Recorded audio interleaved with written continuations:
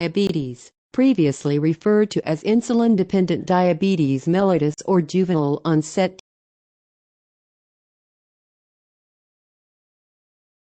diabetes because of its earlier onset, is characterized by an abrupt and frequently complete decline in insulin production. Type 2 diabetes, formerly referred to as non-insulin dependent diabetes mellitus or adult-onset diabetes, is marked by increasing insulin resistance and most commonly occurs in the overweight adult or adolescent. There is a strong genetic tendency toward the disease. Gestational diabetes can affect pregnant teens as well as the infants of diabetic mothers. There has been an increase in the prevalence of type 1 diabetes of 21% between 2001 and 2009 and an increase of 31% in type 2 diabetes in the same time period. While the cause of the increase in type 1 diabetes is unknown, some experts suggest that the increasing prevalence of type 2 diabetes may be a result of minority population growth, obesity, exposure to diabetes in utero, and perhaps endocrine-disrupting chemicals. Diabetes is the most common pediatric endocrine disorder, with an estimated prevalence of 1 in 400. As many as 34% of children with new-onset type 1 diabetes present in diabetic ketoacidosis, DKA. In children with known diabetes, DKA is much less common and tends to be clustered in a small subset of patients, with 5% of children with diabetes accounting for nearly 60% of DKA episodes. DKA is the leading cause of mortality in patients with diabetes less than 24 years of age, and cerebral edema is the leading cause of mortality in DKA.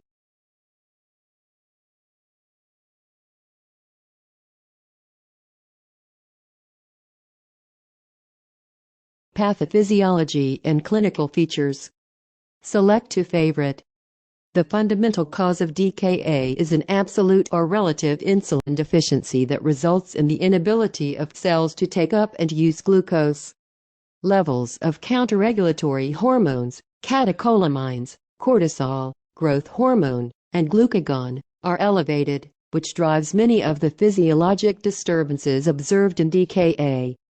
These hormones increase glucose production by promoting glycogenolysis, gluconeogenesis, lipolysis, and ketogenesis, and further decrease glucose utilization by antagonizing insulin.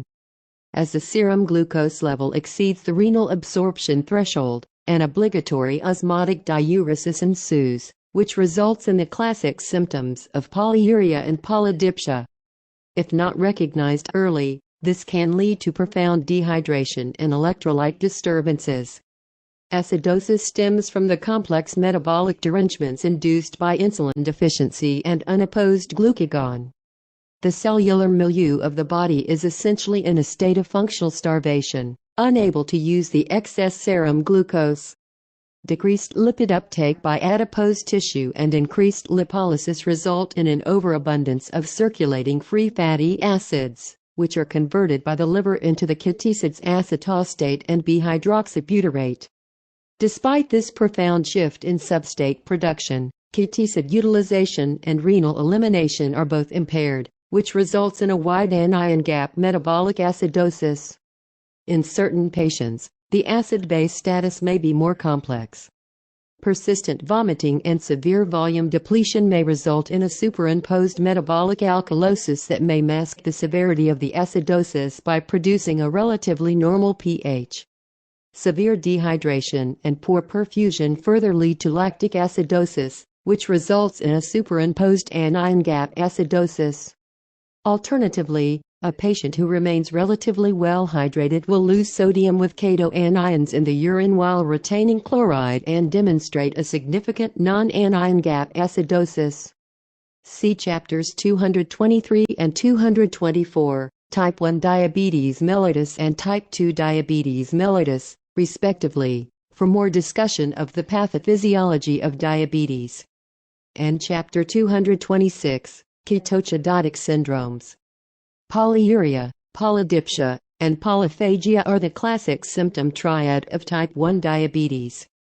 Other common symptoms include weight loss, secondary enuresis, anorexia, vague abdominal discomfort, visual changes, and genital candidiasis in a toilet-trained child. The diagnosis is established by demonstrating hyperglycemia, ketonemia, and glucosuria in the absence of other causes such as steroid therapy, Cushing's syndrome, pheochromocytoma, hyperthyroidism, or other rare disorders. Signs of uncontrolled diabetes span the entire spectrum from simple hyperglycemia without ketonuria to diabetic ketosis, hyperglycemia with ketonuria, to full-blown DKA.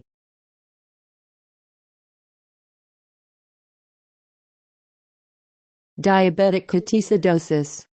Select to favorite. DKA is a metabolic acidosis telephone less than 7.30 or serum bicarbonate level of less than 15 mg/L, with hyperglycemia, serum glucose level of greater than 200 mg per deciliter, greater than 11 mol/L, and ketonemia. DKA is much more common in patients with type 1 diabetes than in those with type 2. But it is not uncommon for patients with type 2 diabetes to develop a hyperglycemic hyperosmolar state, which can result in severe total body water, potassium, and phosphorus deficits. Hyperglycemic hyperosmolar state, which is estimated to account for 1% of all diabetic admissions, has a case fatality rate of 5% to 20%. In the patient with known diabetes, the diagnosis of DKA is relatively straightforward. The most common cause of DKA in children and adolescents with known diabetes is poor adherence to the prescribed insulin regimen. Other precipitants include intercurrent viral illness and focal infections such as urinary tract infection or gastroenteritis. Patients complain of polydipsia and polyuria, if not dehydrated, diffuse nonfocal abdominal pain often associated with vomiting, difficulty breathing, and generalized malaise, in addition to any localizing complaints related to a precipitating trigger. Small breathing may be mistaken for pulmonary pathology or even anxiety with hyperventilation.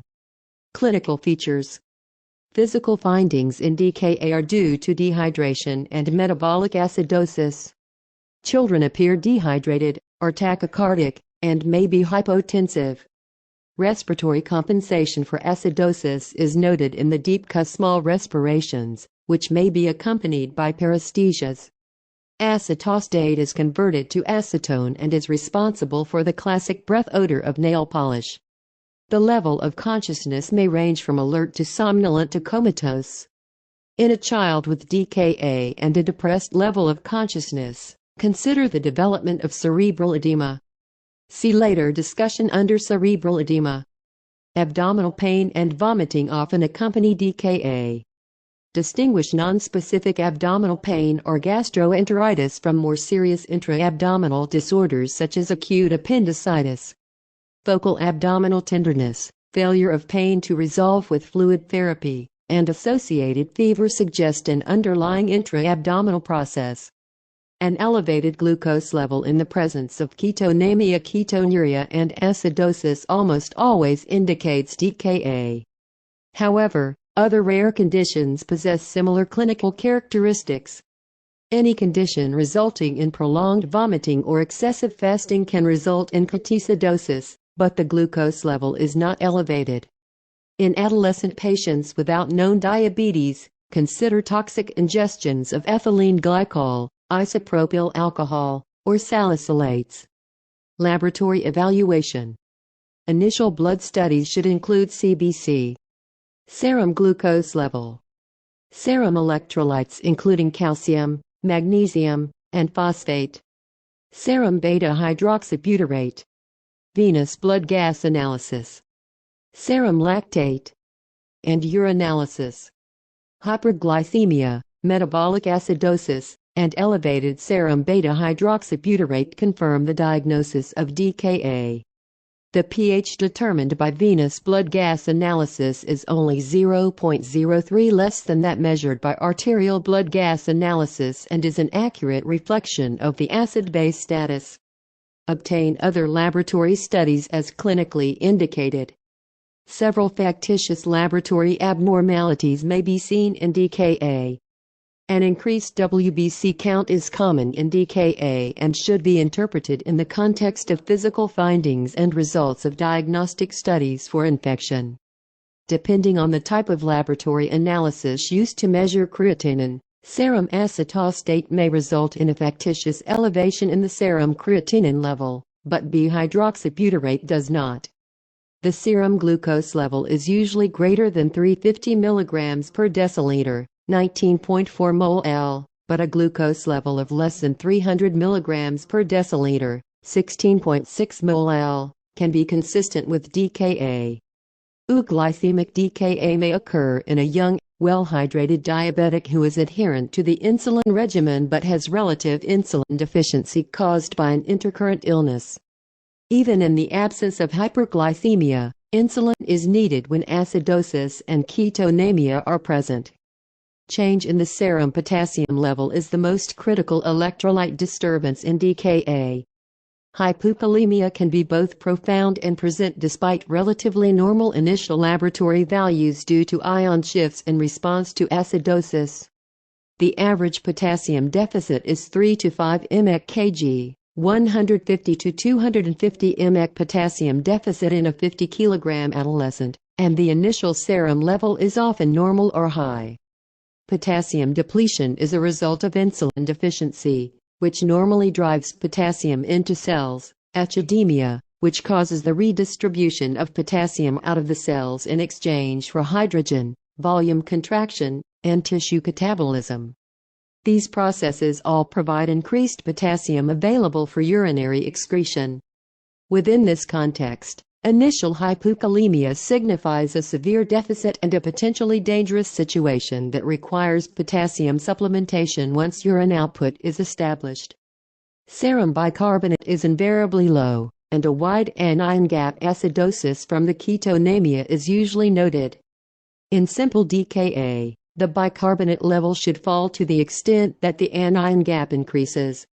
A decrease in the bicarbonate level less than expected for a given increase in the anion gap in the vomiting patient indicates the presence of an accompanying metabolic alkalosis. Conversely, a decrease in the bicarbonate level greater than expected for the increase in the anion gap indicates a concomitant non-anion gap acidosis. This is frequently seen in well-hydrated patients who are still able to excrete the ketoanions while retaining chloride, or in severely dehydrated patients with accompanying lactic acidosis. The serum osmolality is increased in DKA, and its increase correlates with the decrease in the level of consciousness at presentation. Osmolarity of greater than 340 mOS/mL often results in a stuporous or comatose state, whereas a serum osmolarity of less than 300 mOS/mL should prompt reconsideration of the cause of a decreased level of consciousness. The development of cerebral edema may be correlated with the rate of decline in the serum osmolarity. Thus, it is critical that fluid deficits be corrected less rapidly in patients with high serum osmolarity. See later discussion under cerebral edema. Sodium deficits average 5 to 10 mg/kg. But the serum sodium level may be normal because of excessive free water loss. More typically, the serum sodium level is factitiously low because of hyperglycemia, and a corrected value may be arrived at by using the following formula: corrected sodium level equals 1.6x, serum glucose level 100/100, plus measured serum sodium level. The major cateacid produced is beta-hydroxybutyrate. Unlike acetostate, however, it does not react with the nitroprusside used in urine and serum ketone assays, so measured ketone levels may appear low for the degree of acidosis and do not reflect the true extent of ketonemia. This fact also explains the paradoxical rise in measured ketone levels with therapy. Beta-hydroxybutyrate is converted to acetostate, which reacts more strongly with the assay. Using bedside ketone testing to monitor recovery is further complicated by the persistence of urine ketones after clearance of serum ketones. Treatment of pediatric diabetic ketoacidosis. Intensive monitoring and meticulous care of the patient with DKA improve outcome. During treatment, monitor bedside glucose every hour, and check electrolytes and venous blood gases every 2 hours. Provide continuous cardiac monitoring of all children with DKA, as a prolonged QTc interval occurs frequently during DKA and is correlated with ketosis. QTc prolongation can lead to life-threatening arrhythmias such as torsades de pointes. Avoid medications that may further prolong the QT interval such as ondansetron. Direct attention to perfusion, electrolyte disturbances, mental status, hyperglycemia, and ketonemia, Table 147-1. Concurrently identify and treat associated infections. Table 147-1 Management of DKA in children. View table. Select to favorite. Download, PDF. Fluid resuscitation. The average fluid deficit is 5% to 10% of body weight but may be greater. Give an initial 20 ml per kilogram bolus of normal saline if the child is in shock and repeat if needed. Once vital signs have stabilized, resist the desire to correct the fluid deficit too rapidly, especially if there is a high calculated osmolarity, that is, greater than 340 mOSml. Many institutions replace the deficit evenly over 24 to 48 hours. This moderated approach helps to avoid overhydration, pulmonary complications, and possibly cerebral edema. The traditional approach is 50% deficit replacement in the first 8 hours with the rest replaced over the next 16 to 24 hours. Electrolyte replacement. Sodium. Introduction and epidemiology. Sodium depletion from vomiting and urinary losses rarely causes a problem by itself and is most often related to the extent of dehydration. Sodium depletion from vomiting and urinary losses rarely causes a problem by itself and is most often related to the extent of dehydration. The main concern with sodium level lies in its correction. Failure of serum sodium level to rise in the treatment of DKA is associated with the development of cerebral edema. Typical protocols historically recommended 0.9% sodium chloride correction at 1.5 times the maintenance level for empiric replacement therapy. However, in an attempt to decrease the risk of cerebral edema, some newer protocols advocate sodium concentrations of 0.66%, typically mixed by the pharmacist, to 0.9% sodium chloride and calculate fluid replacements to tighten control over biochemical parameters. This approach is effective in ensuring a steady rise in the sodium concentration. Withhold potassium until hyperkalemia, that is, potassium level of greater than 6.0 mcl, is excluded and the child is urinating. ECG findings may be normal in the face of hyperkalemia, so monitor the serum potassium level.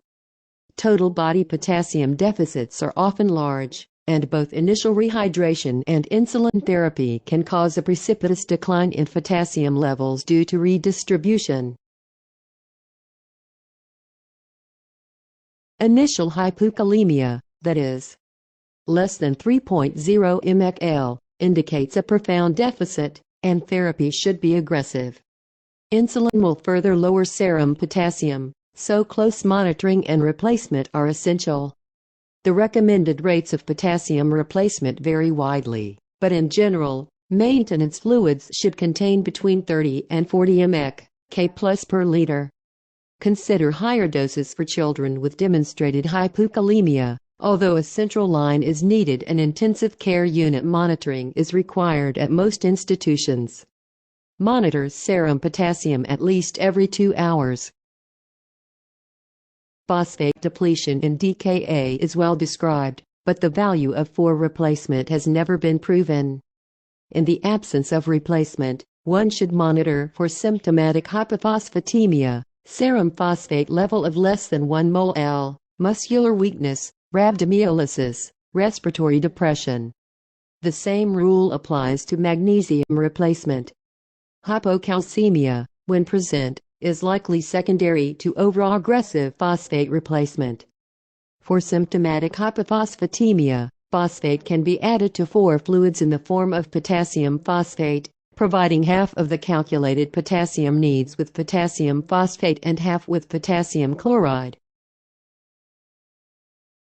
Fluid resuscitation will reduce serum glucose levels somewhat but does not correct ketonemia or acidosis. After the patient is hemodynamically stable, begin a low-dose insulin infusion. High-dose insulin therapy does not improve the rate of recovery and places the patient at greater risk of hypoglycemia and hypokalemia. A loading bolus of 0.1 unit kg is no longer considered beneficial and is considered potentially harmful because it has been associated with an increased risk for cerebral edema.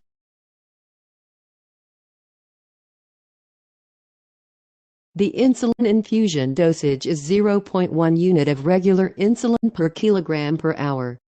As a rule of thumb, decrease serum glucose by 50 to 100 mg per deciliter H, 2.8 to 5.6 mol, in a slow, controlled fashion to prevent intracerebral osmolar shifts. If improvement of the pH is too slow, less than 0.03 pH units per hour, the insulin infusion rate can be doubled. Generally, glucose level corrects faster than the ketoacidosis, so add dextrose to the 4 fluids when the blood glucose level drops to less than 250 mg per deciliter, 14 mol, without stopping the insulin infusion, with the goal of maintaining a serum glucose level of 150 to 300 mg per deciliter, 8.3 to 16.6 mol, until resolution of the ketoacidosis. Initiate glucose along with insulin for the patient with euglycemic DKA. If the blood glucose level continues to decline, provide additional glucose before considering adjustment of the insulin drip. If the child is receiving the maximum glucose concentration available, or maximum tolerable concentration if through a peripheral line, then the administration of insulin can be temporarily held for 10 to 15 minutes before restarting the insulin drip at a lower rate. In general, this rate should not be less than 0.05 units kilogram per hour. The short half-life of insulin, 5 to 10 minutes, along with the continued administration of glucose, will correct transient hypoglycemia. Continued insulin administration is the mainstay of therapy and should be maintained until reversal of ketoacidosis. Do not transition the insulin infusion to SC administration until the pH is greater than 7.30, bicarbonate level is greater than 15 mg/L, and serum ketones have disappeared. At that point, taper the insulin to 0.02 to 0.05 unit kilogram per hour and initiate multidose SC insulin using a regular insulin, short-acting, at a dose of 0.1 unit kg every 2 hours to maintain serum glucose between 150 and 200 mg per deciliter, 8.3 to 13.8 mol. Do not stop the insulin infusion until 1 to 2 hours after initiating SC therapy. Do not simply discontinue insulin therapy altogether when DKA resolves, because DKA will recur without adequate continued serum insulin. There is institutional variation regarding the preferred SC insulin regimen, so consult with a pediatric endocrinologist about preferred local practices. The routine use of bicarbonate in the treatment of DKA is not recommended because it does not improve outcome and has been associated with a 4-fold increase in the development of cerebral edema. In addition, bicarbonate therapy can lead to volume overload, accelerated hypokalemia, hypernatremia, and paradoxical CNS acidosis. Bicarbonate administration should be limited to critically ill patients with a pH of less than 7.0 and hemodynamic compromise, unresponsive to fluid resuscitation, from depressed cardiac contractility and poor perfusion. If necessary, depending on the pH and the patient's clinical condition, bicarbonate may be administered slowly at 0.5 to 2.0 mg/kg over 1 to 2 hours. Correction should never exceed a pH of 7.1 or a serum bicarbonate level of 10 mg/L. Most patients with DKA require admission to the intensive care unit, even once stabilized, because of intensive monitoring needs. Furthermore, many hospitals restrict the use of insulin infusions to intensive care settings. Patients with known diabetes who have a pH of greater than 7.35 and a bicarbonate level of greater than 20 mg/L have a known and resolving precipitant for DKA and a good clinical appearance, and have a solid social situation and will follow up closely with their primary physicians may be discharged home. In as many as 69% of patients with a starting pH of greater than 7.20 or a serum bicarbonate level of greater than 10 mg/L, acidosis is corrected within 6 hours.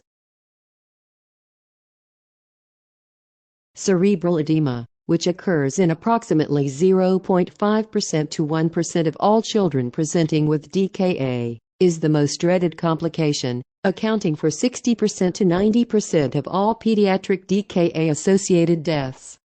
Mortality rates range from 21% to 24%, and only 14% to 57% of children who develop the disorder recover neurologically normal.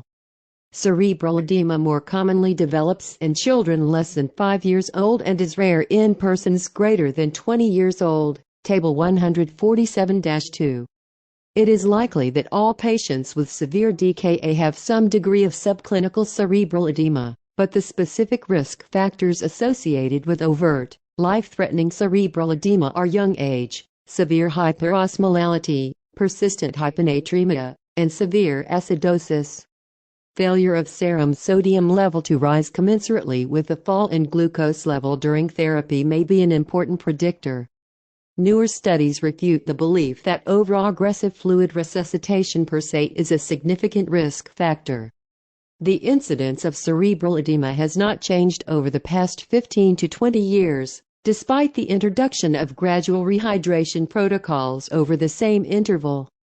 Furthermore, a randomized study of 2 rehydration protocols in DKA was assessed for the risk of associated MRI-documented subclinical cerebral edema and showed no difference in the rate of cerebral edema between an aggressive and a more judicious rehydration protocol. The most recent study, which is likely the largest study to date on the topic, was a multicenter, randomized controlled trial that evaluated the fluid type and administration rate in a 2x2 factorial design in children with DKA.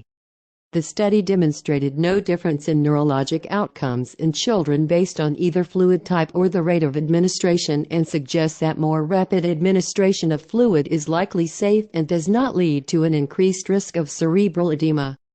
A vasogenic process has been postulated as the predominant mechanism of cerebral edema formation in DKA rather than osmotic cellular swelling. A study using perfusion MRI during DKA treatment in children demonstrated increased cerebral blood flow, suggesting a difference in the hemodynamic states of dehydrated and resuscitated children with DKA. The authors further noted that the patients with greater dehydration and more profound hypocapnia had an increased risk of cerebral edema, possibly as a result of cerebral hypoperfusion and ischemia prior to treatment. Regardless of the exact mechanism, caution in fluid administration is prudent, particularly in the extremely hyperosmolar child, that is, osmolarity of greater than 340 mOS/ml.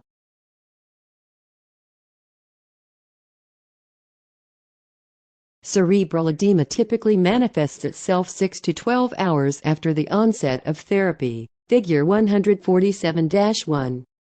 Many children appear to be improving clinically and biochemically prior to deterioration from cerebral edema. Premonitory symptoms occur in as few as 50% of patients and include severe headache, declining mental status, seizures, and papilledema. Unfortunately, respiratory arrest may be the first sign of cerebral edema. Early aggressive intervention based on the clinical evaluation, often before confirmatory CT findings, is vital to prevent respiratory arrest, herniation, and death. Once respiratory arrest has occurred, meaningful recovery is unlikely. Standard treatment for cerebral edema is mannitol, 0.25 to 1 gram per kilogram for bolus, and endotracheal intubation if necessary. A recent case series reported improvement after infusion of hypertonic saline. 4 children given 10 ml per kilogram of 3% hypertonic saline infused over 30 minutes had improved findings on neurologic examination with no apparent complications. Limit additional fluid administration to the minimum possible to retain a functioning forecatheter or use a heparin lock to allow immediate fore access as necessary. If the child appears more clinically stable and is still in the ED, give half of normal maintenance fluids until the child reaches the pediatric intensive care unit. Historically, the teaching has been that hyperventilation reduces cerebral blood flow and may worsen cerebral ischemia. However, failure to compensate for the metabolic acidosis through adaptive hyperventilation may lead to hyperemia and worsening of cerebral edema. Avoidance of a normocapnic state in patients with a severe metabolic imbalance certainly seems prudent. Consider cerebral venous sinus thrombosis in the child with clinical symptoms of cerebral edema without obvious findings on CT, as this diagnosis may be missed without contrast administration and is better demonstrated on MRI.